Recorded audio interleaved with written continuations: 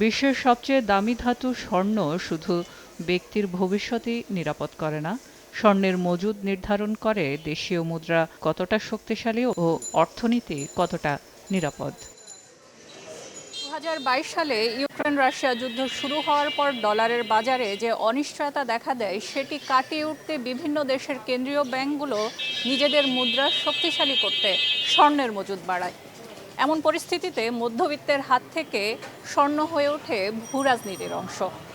তবে এই মুহূর্তে প্রশ্ন হচ্ছে, নতুন করে যদি কোনো যুদ্ধের পরিস্থিতি সৃষ্টি হয় এবং সেখানে ডলারের বিনিয়োগ বাড়ে, সেক্ষেত্রে স্বর্ণের দর বিশ্ববাজারে কোথায় গিয়ে পৌঁছাবে তা ভবিষ্যতই বলে দিবে।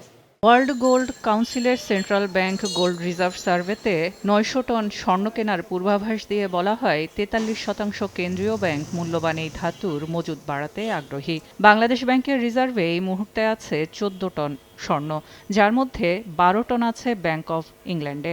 আর্থিক মূল্যে প্রায় $২ বিলিয়ন ও মোট রিজার্ভের প্রায় ৬%। এছাড়া রিজার্ভে গণনা হওয়া রূপা রয়েছে ৫,২৪৮ কেজি। বৈদেশিক মুদ্রার রিজার্ভ বাড়ানোর উপর নির্ভর করছে স্বর্ণের মজুদ কতটা করবে বাংলাদেশ। যখন ওরকম স্পেস তৈরি হবে অবশ্যই বলবো যে বাংলাদেশ ব্যাংক ওখানেও তাদের বাস্কেটটা যখন বাড়াবে, রিজার্ভের বাস্কেট, সেখানে গোল্ডেও ইনভেস্টমেন্ট করবে, কারণ এটা এই অবস্থায় গোল্ডে ইনভেস্ট করাটা অত্যন্ত একটা সঠিক সময় বলে মনে করি। ২০২২ সালে যুদ্ধের পেছনে মার্কিন সরকারের ঢালাও বিনিয়োগ ও অনিশ্চয়তায় ব্রিক্স জোটভুক্ত দেশ ব্রাজিল, রাশিয়া, ভারত, চীন, দক্ষিণ আফ্রিকা ডলারের বিকল্প তৈরি করতে আগ্রহী।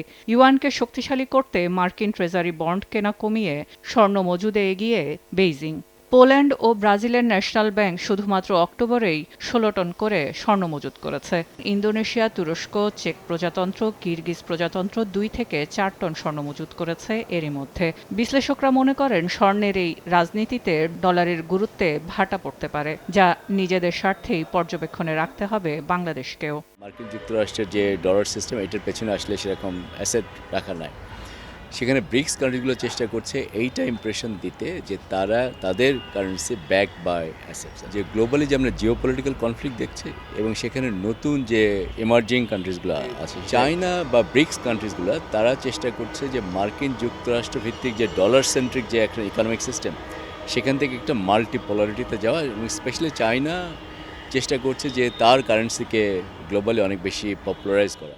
বিশ্বে মোট স্বর্ণ মজুদে এগিয়ে থাকা যুক্তরাষ্ট্র, Germany, Italy, France, Russia, Switzerland, Bharat, Japan ও তুরস্ক। তবে নিজেদের মুদ্রার মান ধরে রাখতে সার্বিয়া, মাদাগাস্কার, দক্ষিণ কোরিয়া স্বর্ণের মজুদ দ্বিগুণ করার ঘোষণা দিয়েছে। দেশগুলোর এমন মজুদ বিশ্ববাজারে ডলারের একক রাজত্বে অংশীদারিত্ব তৈরি করবে নিঃসন্দেহে। সিলিয়া সুলতানা, সময় সংবাদ, ঢাকা।